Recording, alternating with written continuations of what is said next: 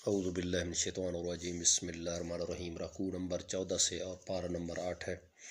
ہم نے نوح کو ان کی قوم کی طرف بھیجا تو انہوں نے ان سے کہا، اے میری برادری کے لوگوں، خدا کی عبادت کرو، اس کے سوا تمہارا کوئی معبود نہیں۔ مجھے تمہارے بارے میں بڑے دن کے عذاب کا بہت ہی ڈر ہے۔ جو ان کی قوم میں سردار تھے وہ کہنے لگے کہ ہم تمہیں صریح گمراہی میں مبتلا دیکھتے ہیں۔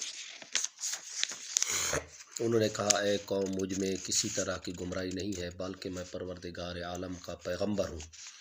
تمہیں اپنے پروردگار کے پیغام پہنچاتا ہوں اور تمہاری خیر خواہی کرتا ہوں، اور مجھ کو خدا کی طرف سے ایسی باتیں معلوم ہیں جن سے تم بے خبر ہو۔ کیا تم کو اس بات سے تعجب ہوا ہے کہ تم میں سے ایک شخص کے ہاتھ تمہارے پروردگار کی طرف سے تمہارے پاس نصیحت آئی تاکہ وہ تم کو ڈرائے اور تاکہ تم پرہیزگار بنو اور تاکہ تم پر رحم کیا جائے؟ مگر ان لوگوں نے ان کی تکذیب کی تو ہم نے نوح کو اور جو ان کے ساتھ کشتی میں سوار تھے ان کو تو بچا لیا، اور جن لوگوں نے ہماری آیتوں کو جھٹلایا تھا انہیں غرق کر دیا۔ کچھ شک نہیں کہ وہ اندھے لوگ تھے۔ اور اسی طرح قوم عاد کی طرف ان کے بھائی ہود کو بھیجا۔ انہوں نے کہا کہ بھائیو، خدا ہی کی عبادت کرو، اس کے سوا تمہارا کوئی معبود نہیں، کیا تم ڈرتے نہیں؟ تو ان کی قوم کے سردار جو کافر تھے کہنے لگے کہ تم ہمیں احمق نظر آتے ہو اور ہم تمہیں جھوٹا خیال کرتے ہیں۔ انہوں نے کہا کہ میری قوم، مجھ میں حماقت کی کوئی بات نہیں ہے، بلکہ میں رب العالمین کا پیغمبر ہوں۔ میں تمہیں خدا کے پیغام پہنچاتا ہوں اور تمہارا امانت دار خیر خواہ ہوں۔ کیا تم کو اس بات سے تعجب ہوا ہے کہ تم میں سے ایک شخص کے ہاتھ تمہارے پروردگار کی طرف سے تمہارے پاس نصیحت آئی تاکہ وہ تمہیں ڈرائے؟ اور یاد تو کرو جب اس نے تم کو قوم نوح کے بعد سردار بنایا اور تم کو پھیلاؤ زیادہ دیا۔ پس خدا کی نعمتوں کو یاد کرو تاکہ نجات حاصل کرو۔ وہ کہنے لگے، کیا تم ہمارے پاس اس لیے آئے ہو کہ ہم اکیلے خدا ہی کی عبادت کریں اور جن کو ہمارے باپ دادا پوجتے چلے آئے ہیں ان کو چھوڑ دیں؟ تو اگر سچے ہو تو جس چیز سے ہمیں ڈراتے ہو اس سے لے آؤ۔ ہود نے کہا کہ تمہارے پروردگار کی طرف سے تم پر عذاب اور غضب کا نازل ہونا مقرر ہو چکا ہے۔ کیا تم مجھ سے ایسے ناموں کے بارے میں جھگڑتے ہو جو تم نے اور تمہارے باپ دادا نے اپنی طرف سے رکھ لیے ہیں، جن کی خدا نے کوئی سند نازل نہیں کی؟ تو تم بھی انتظار کرو، میں بھی تمہارے ساتھ انتظار کرتا ہوں۔ پھر ہم نے ہود کو اور جو لوگ ان کے ساتھ تھے ان کو نجات بخشی، اور جنہوں نے ہماری آیتوں کو جھٹلایا تھا ان کی جڑ کاٹ دی، اور وہ ایمان لانے والے تھے ہی نہیں۔ اور قوم سمود کی طرف ان کے بھائی صالح کو بھیجا تو صالح نے کہا کہ اے قوم، خدا ہی کی عبادت کرو، اس کے سوا تمہارا کوئی معبود نہیں۔ تمہارے پاس تمہارے پروردگار کی طرف سے ایک معجزہ آ چکا ہے، یعنی یہی خدا کی اونٹنی تمہارے لیے معجزہ ہے، تو اسے آزاد چھوڑ دو کہ خدا کی زمین میں چرتی پھرے، اور تم اس سے بری نیت سے ہاتھ بھی نہ لگانا، ورنہ عذاب علیم تمہیں پکڑ لے گا۔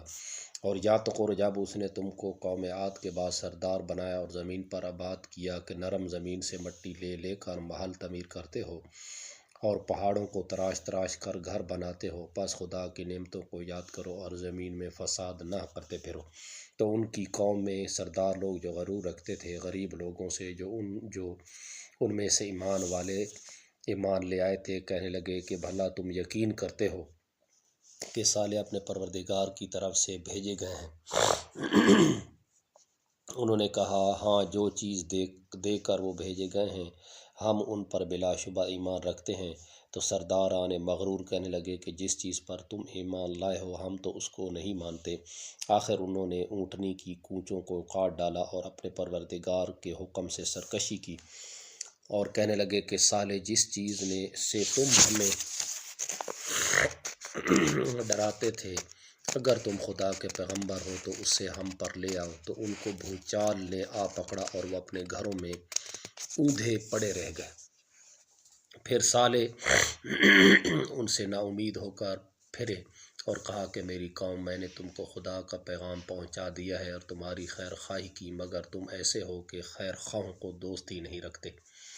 اور اسی طرح جب ہم نے لوط کو پیغمبر بنا کر بھیجا تو اس وقت انہوں نے اپنی قوم سے کہا کہ تم ایسی بے حیائی کا کام کیوں کرتے ہو کہ تم سے پہلے اہل عالم میں سے کسی نے اس طرح کا کام نہیں کیا، یعنی خواہش نفسانی پورا کرنے کے لیے عورتوں کو چھوڑ کر لونڈوں پر گرتے ہو۔